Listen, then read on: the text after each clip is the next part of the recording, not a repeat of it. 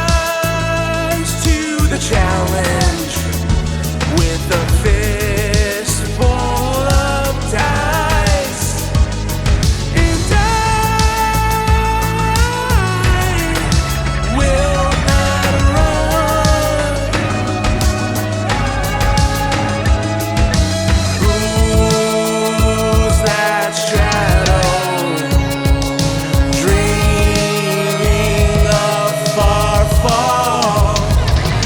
Assholes of tomorrow, or heroes of today.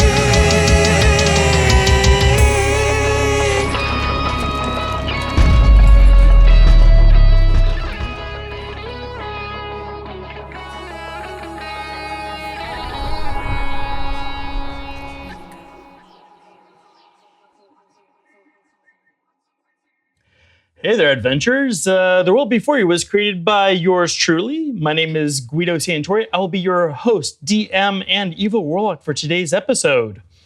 Let's roll for initiative. 3. My Three. name is John Santori. I will be known as Lobo the Fox, a high elf. And he will be playing one of my custom classes that I created. It's going to be called the Portal Boss / Mob Boss. Drink to that. Yep. All right, so let's open our arms and fall into our story. All right. I have to go backwards. Leaving the big city was easy, but planning it was hard. Making sure that they had the right guy to maintain the stability of the black market was the key to the demographic. Your stagecoach bumps along, as does your bodyguard. Sally gives you a glance, holding a bottle of your wine. May I? He gestures to 2 empty glasses. One empty glass. The stagecoach ride seems to be going smoother than earlier. Why don't we go ahead and give a description of Sally? Oh, red hat, red hair, low-cut blouse. It's a dude. Oh, You know what? that's all right. Yeah. He's a little bit on the swing it. side. All right, sweet. All right. Yeah, He's from San Francisco, I think. yeah. There you go. Okay, and so Sally, he's looking at you. He's looking at those that bottle of wine, these 2 glasses, and he's asking to pour you guys a drink, or if you want to keep him more sober for the job, whatever you want to do here. A little glass of wine, I think, would help. Yeah. All right. So he nods with a yellow grin. I always like the grapiness of your wine stuff, boss. He takes a wide gulp, completely missing the desired sophistication of the vintage. Poor fool. I ain't so poor. I'm looking for you, boss. You gotta drink deeper. It's like, oh yeah, pour me another glass. I'll show you how I drink deeper. Ah, here we go. And so he takes a big glug of that wine. This time he swishes it between one cheek, then to the other cheek, and then he swallows it. It's like that, right, boss? Oh, He's just making you cringe the whole time. yes. Okay, and then he says like, when we pull up to this dirt town, me and the boys are just gonna help set up shop. I heard something about another group in the area. The big fish in a little pond. I remember hearing up the ladder that we ain't supposed to be making waves, but I know ya. You wanna tell me how big of a ripple we're gonna make? And he gives you a shitty wink and waits your response. Very big wave, not a ripple. He nods, he's like, yeah, you got it, boss. He looks over at you. Is there anything you want me to be doing? Like you want me to send word ahead to have something ready for you when we arrive? Have wood? Would you like me to Yeah, have that's something what- ready for you when we arrive? Oh, I thought he had wood. Oh, excuse me. No, not for you, boss.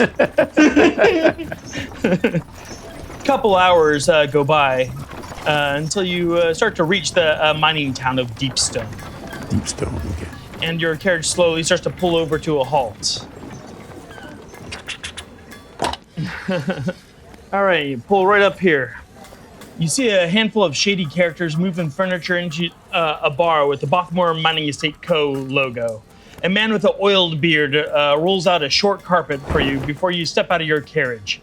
Here's Lobo. And we got Sally. Sally! That's my muscle. Yeah. And then the guy with the woolly beard's got something to say. Yeah, he rolls out a small carpet for you to walk out on. He says, like, "It is an honor to be working for you, sir. Heard about those commission projects in Migla. Very good show, Lobo. Very good show." He says as he does an awkward bow. "Right this way." And he says as he escorts you and your bodyguard into the bar. He's gonna go ahead and escort you. You're gonna pass in front of the Bothmore Estate Company building, right? As you're passing by here, you see all kinds of different types of people. You're seeing everything from like monodrones to like dragonborn. You are seeing some dwarves. You're seeing a hodgepodge of all kinds of like crazy races and some things you're not even familiar with. But one thing makes you kind of nervous. You see some tabaxi taking in some elven. These guys look like they're high elves, right? They're in shackles as they're being brought in for processing. As the oiled beard guy escorts you right up into your new bar. There's quite a lot of construction going on. The place looks like it was once pretty dingy, but it's definitely getting refurbished. The Zentarum always seems to get this part right. The bartender starts preparing a beverage at the sight of you walking in. The man with the oiled beard takes you to a private table overlooking everything, and your drink appears shortly after. So what do you think, boss? Nice spot to set up shop, huh? Great looking shop. Who are these people in here? Bar bitch is coming over bringing you drinks. Oh, okay. Good. Let's get you a fine bottle of wine. Oh, that's a bottle of Santori wine. Yeah. Oh, what do you know? Oh, that's exported, huh? Imported. Then a Eastern middle-aged woman in her 40s walks into the bar. You recognize her from your dossier. This is Lady Messiah Moon, owner of the Bothmore Estate, its mining company, and your landlord. She makes eye contact with you, and she glides to your table and gives you a polite bow. "It is a pleasure to finally meet you. I am Lady Messiah Moon. I hope you find your accommodations fitting." They're fantastic. We hired some entertainment that should bring some additional revenue. A bard of some renown. She is coming from Middleton.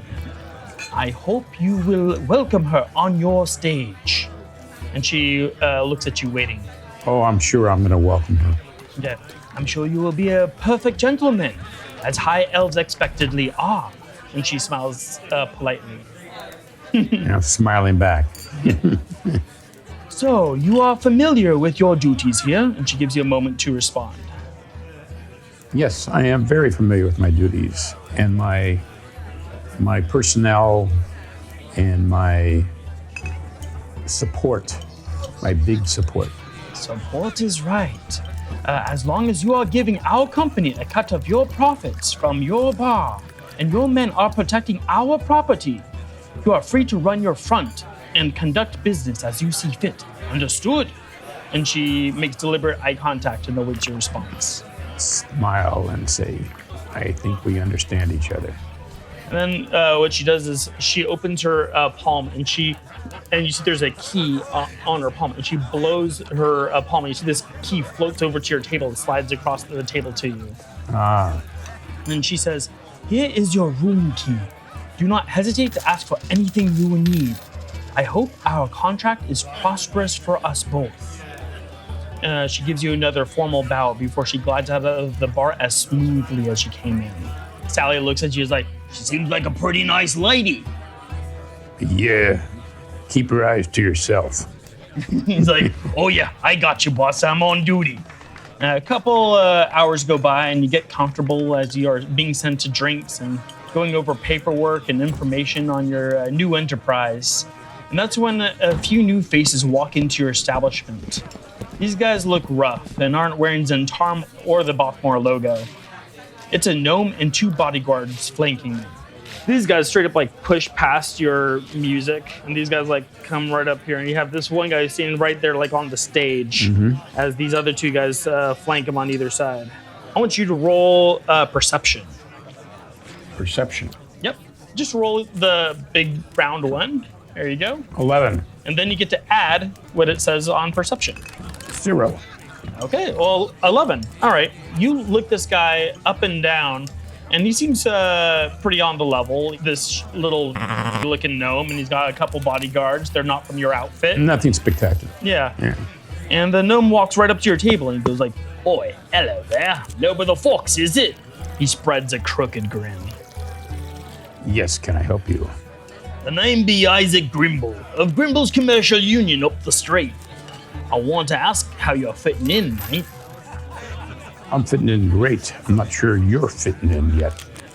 And he like laughs, and then he elbows his two bodyguards at the knees.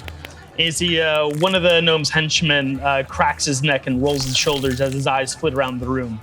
Isaac speaks again. Let me keep this short.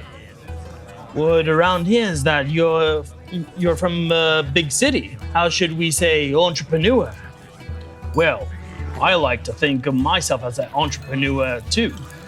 So here's the deal. Stay out of my business or my boys will crush your boys. Thing is, I've been sitting up in this town for years, mate. And that old witch lady, Messiah Moon, can't protect you when you're off her property. Remember that. And maybe, just maybe, we can work something out, eh? Well, let me think about that. I'll talk to you tomorrow while after I talk to my people. He's like, yeah, you go talk to your people.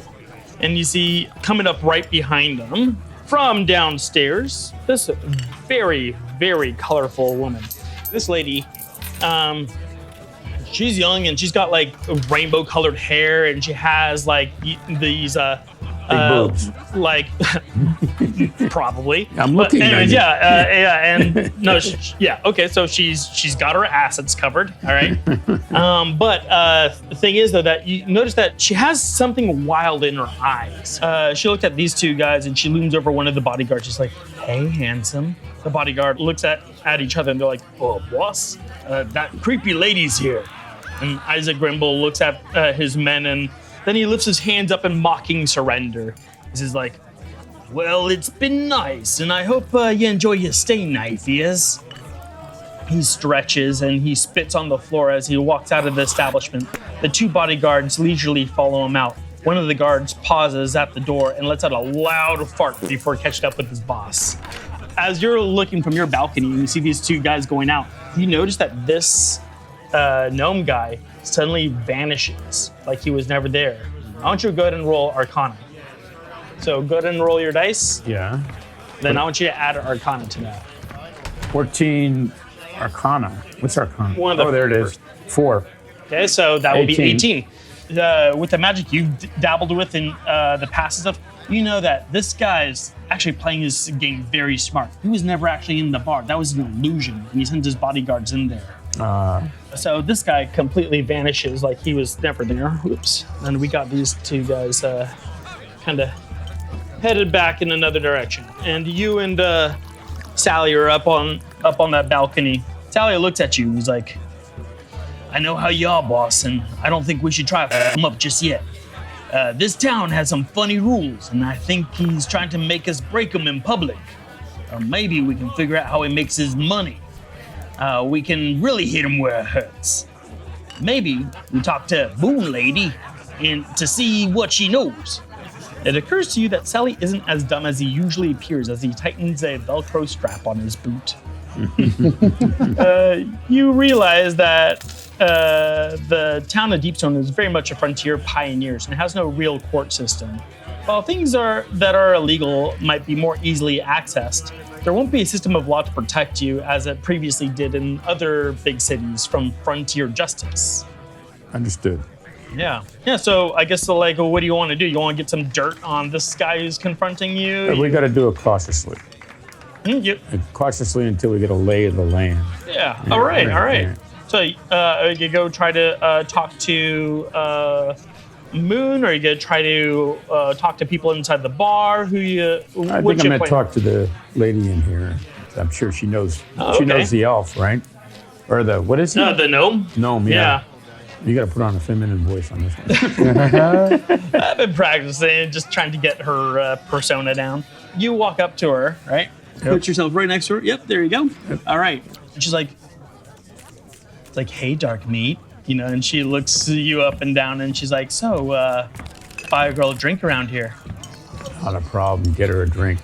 Right now, Sally. You see Sally just runs off like shit gets knocked over as he runs down the stairs. And Sally, make that 2 drinks. Yeah, he comes up with some wine and like he's looking at you and he's like, "You didn't tell me what vintage. I don't know." And he just make sure it's Santori wine, or don't bring an empty bottle. He's like, all right. And he runs right back down and he ditches the previous glasses he brought up just to bring up like some new glasses and stuff. He's like, all right, so I got the award winner one from 2010. Let's turn this into like a marketing thing. So she takes the glass, and she takes it quite gingerly from Sally's hands, and she's like, well, aren't you a gentleman? Then she looks over at you, and then she's like, the name's Holly. Hi, Holly. How would you like to work for me? Oh, I mean, like, silly, you're working for us. I'm actually the requisition officer. Oh, for the Botmartha? Yeah, so I actually work for the storage requisition. So my job is selling things that we have in storage, also buying precarious items. And she looks at you, and I could help a lot. Oh, well, if you want to... things you need that may not be able to find anywhere else. She's like, well, and then she takes a smell from the glass, and she's like, this has such a wonderful nose. I believe we will be in contact for a while, sir. I'm sure we will. I heard you're our investor, correct? I am your big investor. Oh, how big of an investor are you, Mr. Lobo? As big as you want me. and then she looks at you, and as she plays with her hair, you see her hair actually starts changing colors as she plays with her hair. And then she curls it behind her ear, and she's like, well, you're boring now. And then she just simply saunters off with this glass of wine, just leaving that edge of you wanting to talk a little bit longer than you wanted. Just that moment just seems to have gone as she saunters off. An intriguing lady. Oh, and then you hear her as she's walking downstairs. You hear her yell over her shoulder, I heard that, as she goes down. But there's something kind of like you can't really put your finger on it, but there's something like unsettling about her. You take it as for what it was, and it seems like a pretty decent interaction. And there's one thing you did understand from this, is that guy Grimble seemed to be a little bit afraid of her. You see Sally comes back up to you. He's like, I did good, right, boss? You do good. Oh, I did good. You see, and he runs up, he grabs the bottle, and recorks it and like tries to get everything nice and organized for you at your desk. He's like, so when do you want to go talk to Moon Lady? Oh, I think we should talk to her as soon as we can. I think she has some more information we need before we can start making our move. Yeah, all right. That sounds like a plan, boss. Now, let me go see. He starts snapping his fingers, and you see the guy with the oiled beard comes back up to your table, and he's like, "What can I do for you, Lobo?" And then you see Sally. He's like, "Oh, get Moon Lady over here." And then he's like, "Oh, right away. What's your name?" It's Sally. The name's Sally. He's like, "I love the cut of your jib, Sally." And then he goes off and he saunters off. Mm-hmm. And a moment later, she comes back in. You see she slides right up to your table as gracefully and as smoothly as you remember her coming in. I don't even see her. She's behind me. Yeah. Yeah, it's very sneaky.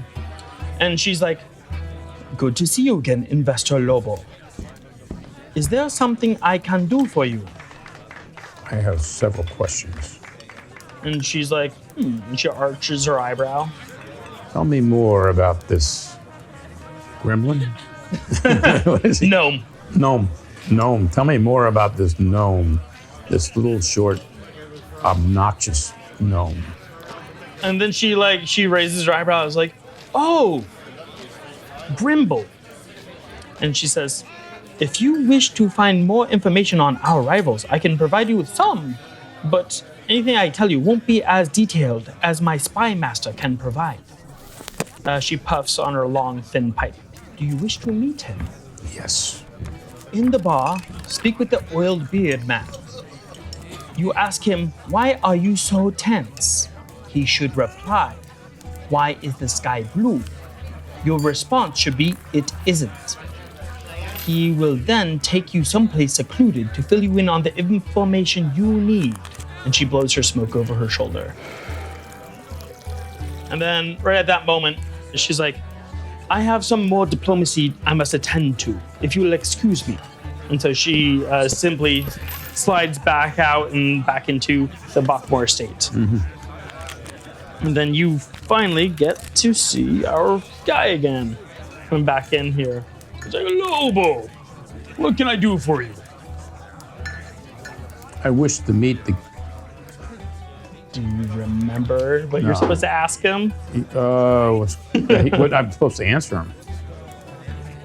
Nope, I forgot what I was asking. Then I got the rest of it. Why don't you roll history? History. All right, history. 15. 15. I think, and then History, plus 4, 19. plus 4. Okay, so you remember the words. You're supposed to ask him, why is he so tense? Then he's supposed to ask you a question, and then your response is supposed to be, it isn't. Who is this guy again? Just remind me. The man with the oil beard? Man with the oil beard. Okay, got it. Let's go. He Let's go. never introduced himself with a name.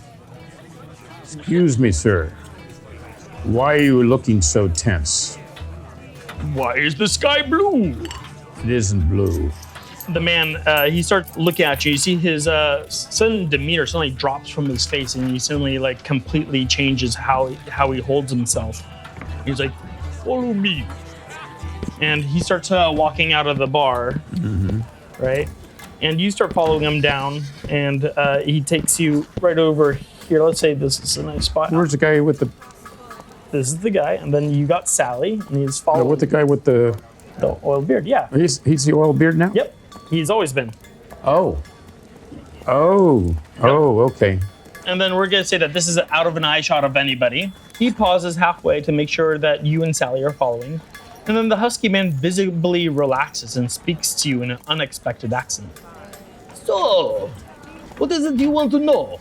He asks. His shape completely changes into a strange porcelain-skinned, featureless creature with purple eyes and metallic silver hair. His outfit changes into black leather armor with a raven-feathered collar. Why don't you go ahead and roll history? I did already. Again. 5. Let's see. History. 9. Yeah, you don't really know what he is, but you know he's humanoid of some sort. This creature stands there awaiting your questions as he stands there, and it's like you might be completely in shock as to what the fuck he is, but he's not owing you any kind of explanation. I'm looking to find out more about this gnome, this mysterious shorty little thing. Oh, and he's like, he nods and he's like, well, I feel like I have gotten to know everyone in this town decently, so let me think. There is a tiefling man, one with red skin, beautiful jewelry. He works for Grimble. His name is Cero. He seems pretty sad that he lost his brother, Jacob, about a month ago. But if you approach him as a friend, he might give you information about the Grimble. The nice thing about him is that you don't have to walk into Grimble's bar to find him. He's usually floating around different bars. If you ask me, I think he's looking for his lost brother.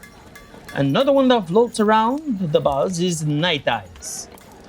I do not know her too well, but you could talk to Piper. I believe they used to have a thing together.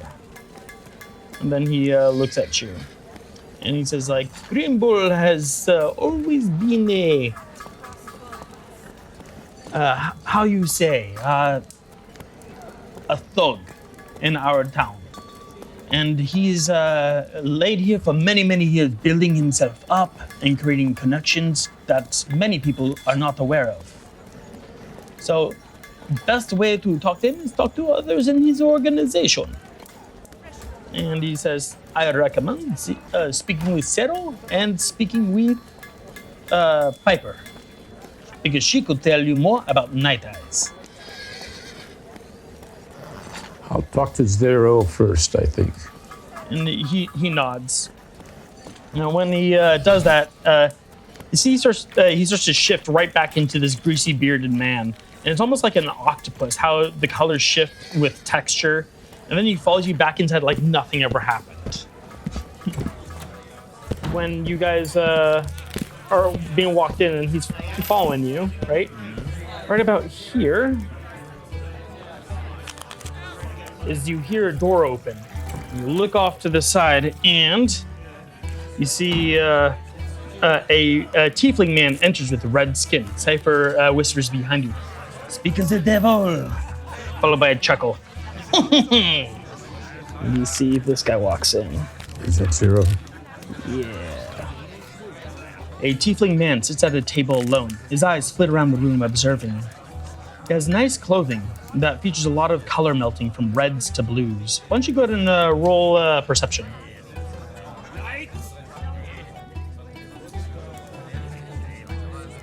Six, and perception is 0. 6 is the number. Okay, yeah, you don't notice it.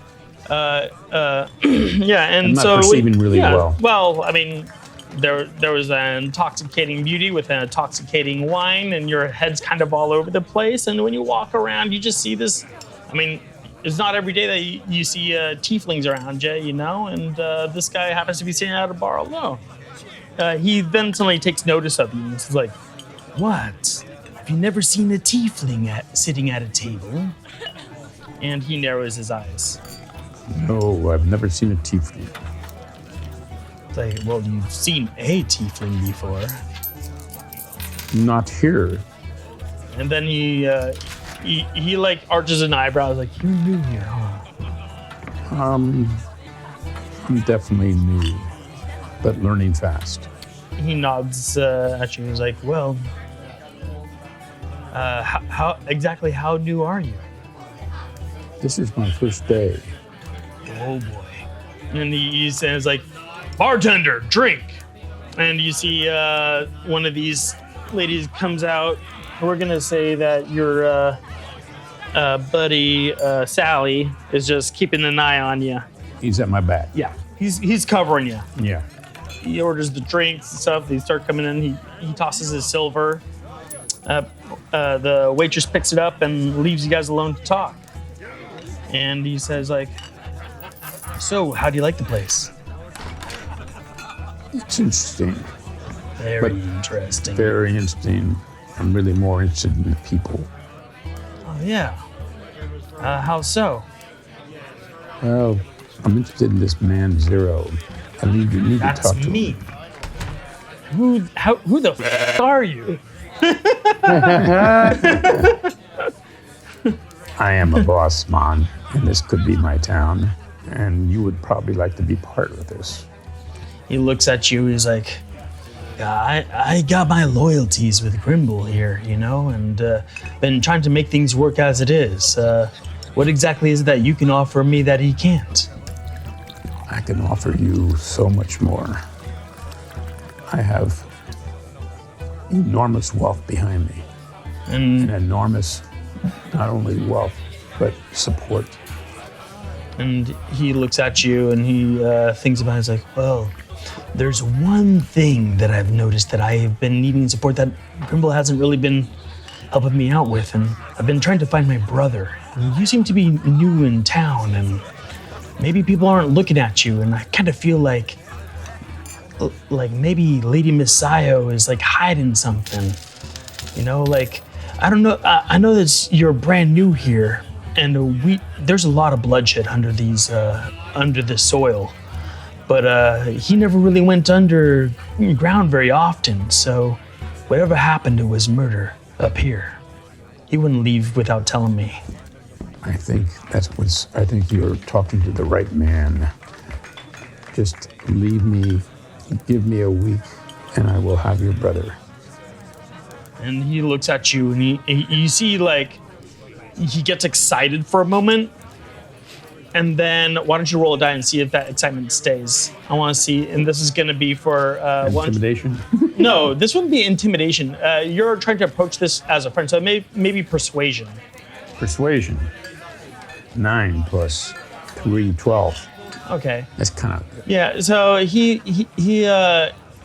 looks at you He's and he sees waffling. that and he's like he's kind of at that kind of crossroads. You could read it on his face. Like, he's like, this guy kind of probably doesn't know what the he's talking about, but I mean, he's like, this is more than I've gotten from anyone else. So he's given it a chance to like continue talking to you and stuff. And he's like, yeah, I mean, How about me giving you a demonstration?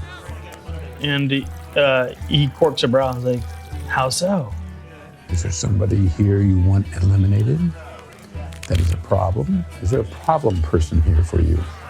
And he starts thinking for a moment, and he's like, problem person? Well, I have my suspicions of this one guy. Hard to keep track of him, because he has the ability to change shape.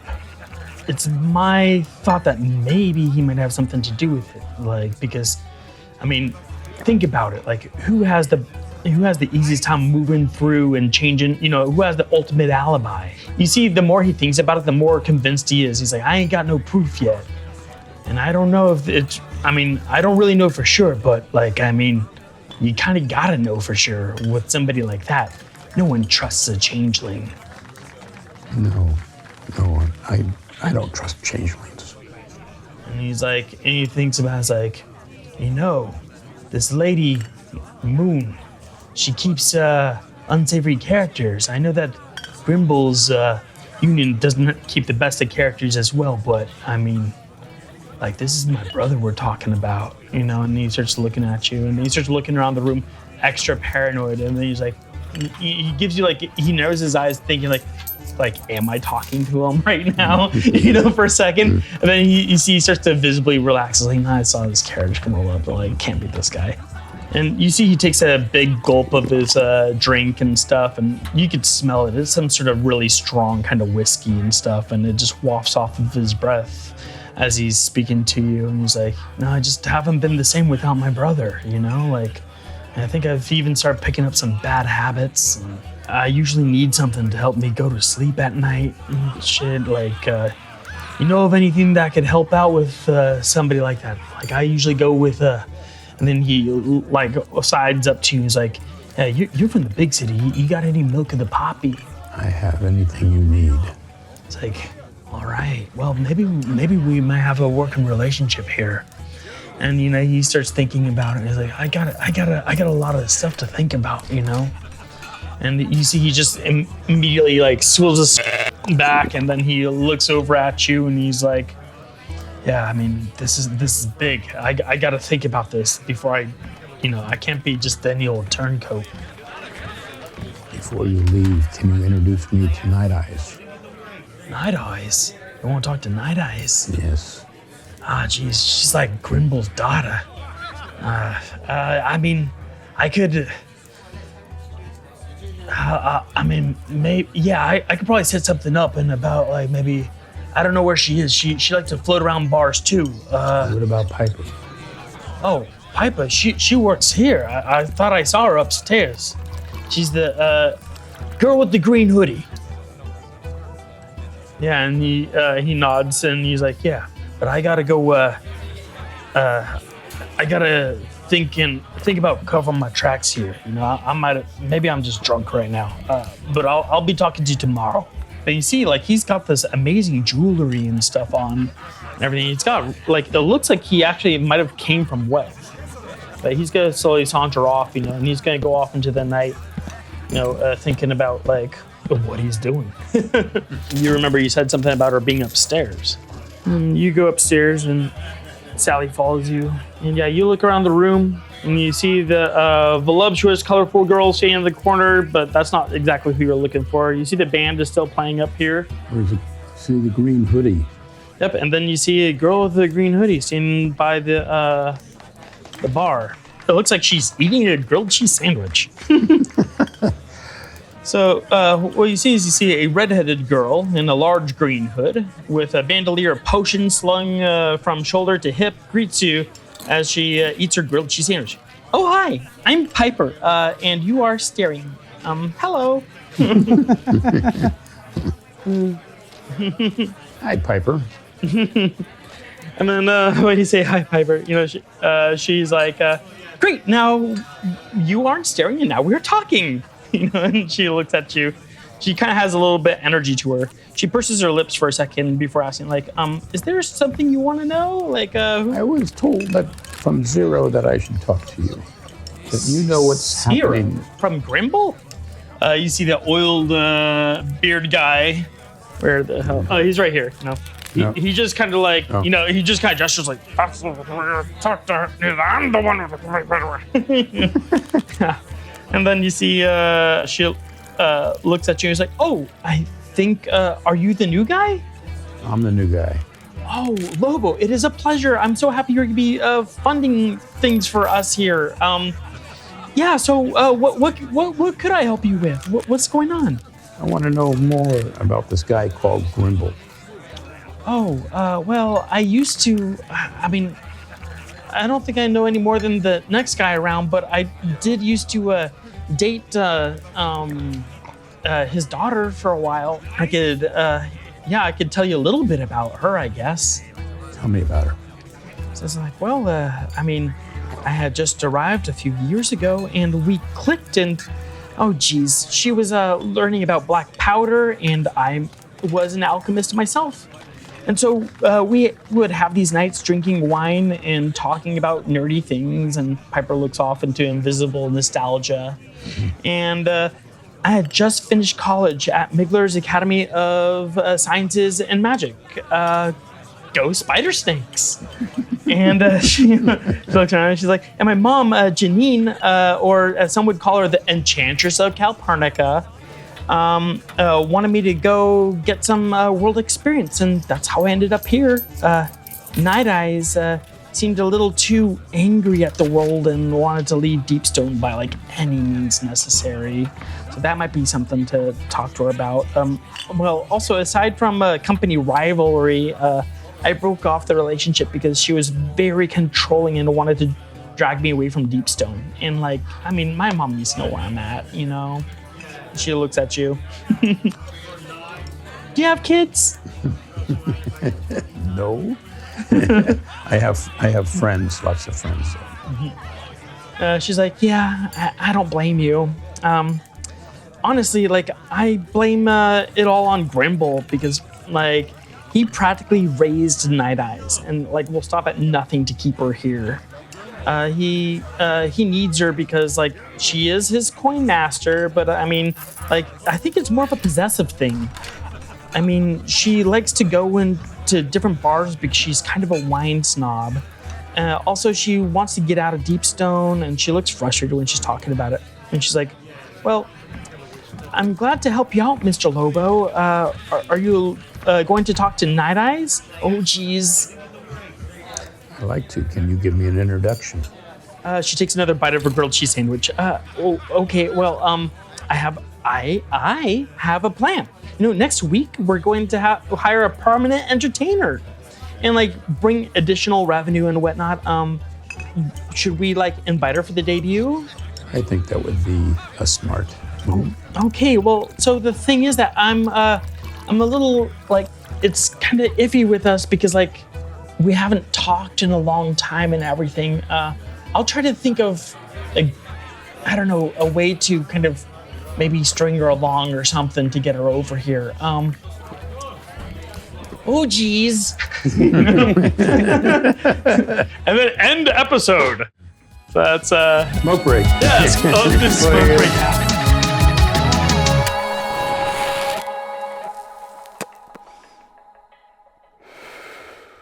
Yeah, so what do you think about like your character's rival? What do you think about your character? It's going to take a while before I get into that character. Yeah. take a Well, little I time. mean, it's episode 1. It's going to take a while for you to like kind of figure it out. So, Dad, tell me about the craziest LSD thing that you did back in the day. We didn't do it often. And we're talking back in the 60s, Yeah. a long time ago. Back when you had your hands in pharmaceuticals and whatnot. Back No, in I had those- pharmaceuticals. I was a biochemist. Biochemist. Biochemist Yeah, who made his own amazing. Yeah, we used to have access to most of the LSD was not illegal. Yeah. It was Yeah. a legal drug. I don't know whether I should be talking about all this. But yeah, a bunch of nerds are gonna be hearing it. Yeah. And we used to pick times. We would plan trips maybe a month before we did them. Yeah. And one was very memorable.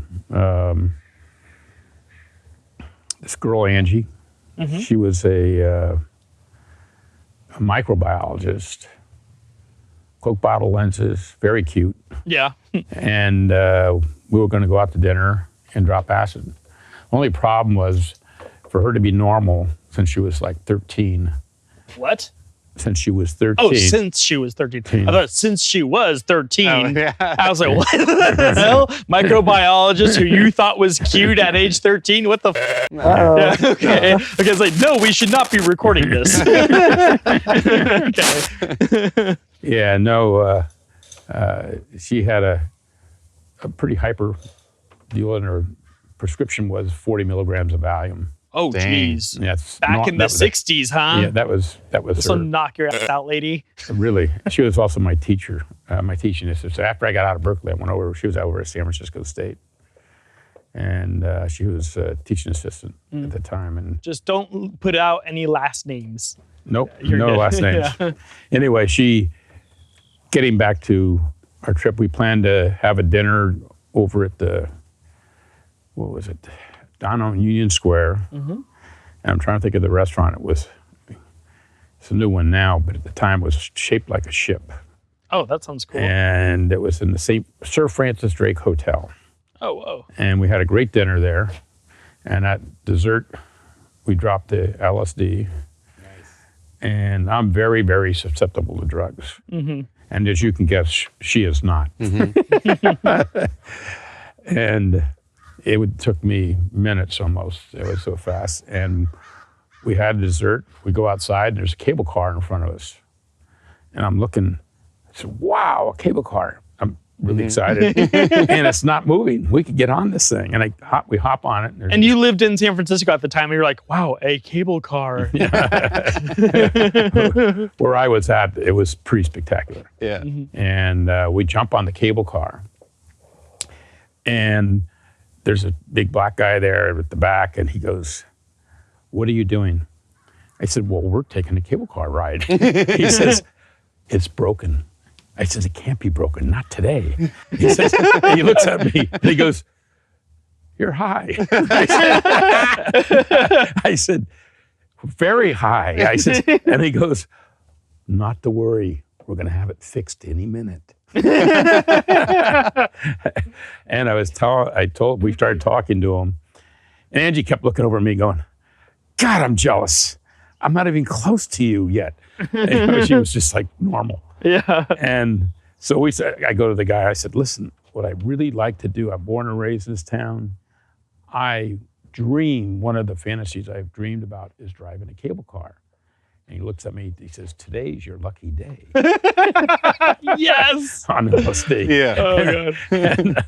And he was the brakeman in the back where they Yeah. have that little wind up deal Yeah, in yeah. the back. The guy in the front who works, that grabs a cable. But this is where the brake that grabs, that goes the down, ground, yeah. picks up the cable, brings it up, he grabs it, and that's how he gets control. So he's explaining to me, so when you wind it up, I'm going to have you wind it up, John. And she says, I need to know, I want to drive the cable car. And I said, hold it, Angie, just listen to him. And he's winding it up. He says, there's a little clip at the base of the cable car or the the thing that reaches down, that locks. You kick it in, and he's got control. He gets all the control. I said, and he's going to me the whole time. And I said, do you understand? I said, yeah, I got it. I understand. And he says, okay. And a few minutes later, cable car starts moving, or the cable starts moving. And Angie goes, let me do it. It's a little mini skirt, right? Coke bottle lenses. and so we head up Powell Street. And you're actually driving the cable car? Well, she's there, but she can't. There's not much she could do because she's going uphill. He's grabbing. It's all grabbed right now. Yeah. It's when he goes down is when it's important. Yeah. So we get to the top of California and Powell, and that's where the Mark Hopkins Hotel and the Fairmont Hotel, and boom, all these tourists get on. And I'll never forget these. This couple gets on with two young girls. They're all in white. The whole family's in white. They're all in Bermuda shorts, and the fog is in. Yeah. And the cable car is packed. They're in the back where we are, where the brakeman is. And Angie's there, going within the guy's there, and she looks like a tourist almost. I mean, mini skirt, the whole thing. And they're looking at her and then looking at him, the guy who's supposed to be doing all this stuff. And he looks at him like he knew what their question is, trainee. Oh, okay, trainee. And it was going down, and she's running, doing everything they're supposed to be doing. She's doing it perfectly. And we get to Hyde Street, the top of the Hyde Street going down to Ghirardelli's. I said, my turn. Oh, God. And she says, no. I said, Angie, let John have his turn. Tourists are going, what is going on here? And I says, it's my turn, Angie. Get out of the way. It's my turn. So I get on the thing. He says, remember to wind up. When you hear the bell in the front, that means he needs the brakes. I got it. And so over the top, and all of a sudden, you're hearing the bell. And I'm going, John, I'm winding it up. He says, go, kick it in. And the tourist, the old man's ready. Take it away from him. I got it. And I kick it and finally hit it by accident. That thing is flying down the hill. The guy's ringing the bell like crazy. Give me the brakes. And it grabs. And I'm not kidding you. When you looked out the back of the cable car, there's like flames, sparks. Oh, the sparks, yeah. Going down the thing. It hits North Point. There's no way in hell he's going to stop. The lights are changing. Through the North Point, cuts across, goes up. The whole cable car leaves the tracks and comes back down the next street. And they finally get control, slowing it down. Everybody's out of the cable car. Yeah, they're like, what the fuck is going on? And the guy goes to me. He says, you can drive my cable car anytime. And so we go off to Ghirardelli Square, and we're hanging around all over the place. Come back, hop on a cable car, and let's get in the front. Let's get in the front now. Let's get in the front. And hang in the front, be in the center, on the bolt running boards. And Angie said, okay, we'll get on there. And we're all excited. The guy looks, another black guy's running the front of the cable car. He looks over, are you John? He says, we've heard about you between back and forth for us to be picked up again. So we got this under control. Hang out. We're going all the way back till we go up over the hills and everything else. And we come down up at top of Powell and California, going down. It's nighttime. I mean, really dark, and all the lights are all going crazy there. The billboards, Union Square. Best time to be on LSD. Yeah, and coming down the hill, we're going down the hill, and I'm really hallucinating, and I'm going, Dante's Inferno. This is the time we're going down, and we're going into hell, right? Yeah. Guys reaching over to me, the brakeman, or the guy that got the grip man, hold me. We'll get in there, John. Just hang in there. We're getting down there. And he says, and we're going, as we get down, tell me when to stop. I said, everybody in the cable go, what the hell's going on here? This guy, as we're going down Union Square, we're at the Union Square garage, right?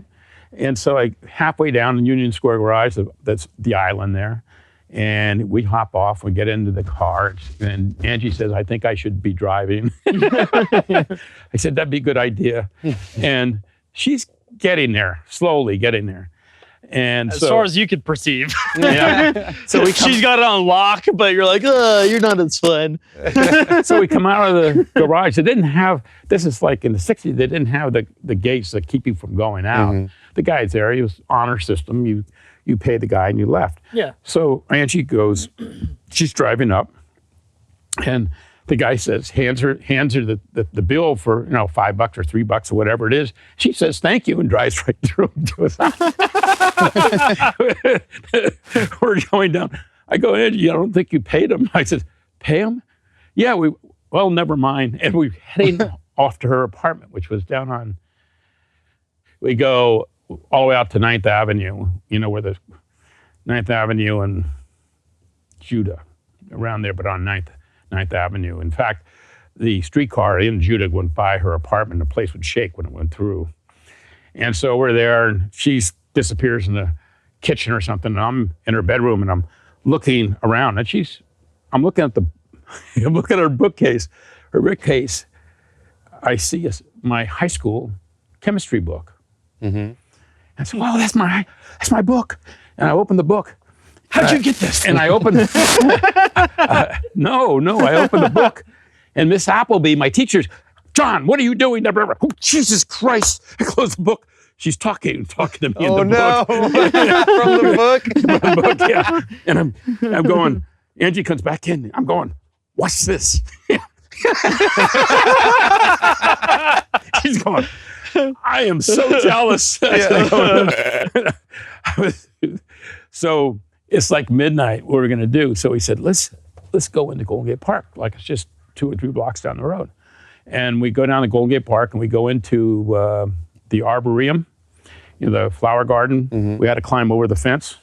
Nice. Her in a little miniskirt and everything. Literally, I mean, we just. You really like bringing up that miniskirt, man. That must have been quite the. She was One hell of a really far out. miniskirt. But she had the Coke bottle lenses and everything. There was everything about her was so cool.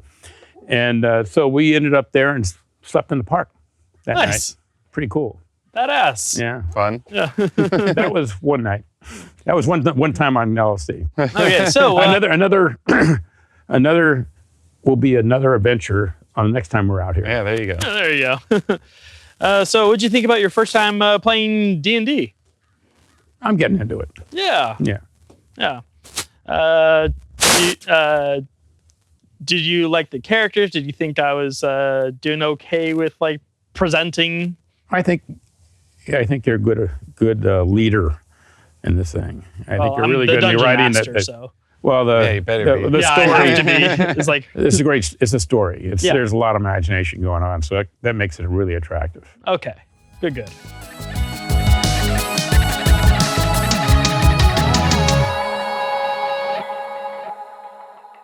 Hopefully you guys enjoyed today's episode. I am once again Guido Santori, your DM, host, and Evil Warlock for today's episode. This episode featured John Santori here, his first time playing Dungeons and Dragons, and I hope you enjoyed him playing Lobo the Fox and An old Lobo the Fox, a 75-year-old Lobo the Fox. yeah, and so. I guess catch you guys next time on our next episodes. This has been Chronicles of Farfall. And a word from our sponsors. You want to talk a little bit more about your wine before we cut? Well, our wine we've been making wine since '79. And we did it for fun for all those years until about 5 years ago. So we've been, what is that, 1980? It's 40 years ago. And the first wine I ever made was terrible, but this is fantastic right now. We're making some of the best, and we're winning a lot of awards, double golds for Cab and for Chardonnay. And this is our latest, which is a Sauvignon Blanc, simple, not expensive. It's about having fun. It's really, truly about having fun, which we're doing tonight. Yep. All right. And if people want to reach out to your wine club, where do they find you? What's your website? Santori Wines. SantoriWines.com. That's it. www. The only winery in Marin County, so you don't have to go all the way up. We do have a winery up at in Kenwood, but we have 2 venues, one at the winery and one here in Fairfax. Here in Fairfax, which we entertain our club members on a regular basis. Yep. We party hard.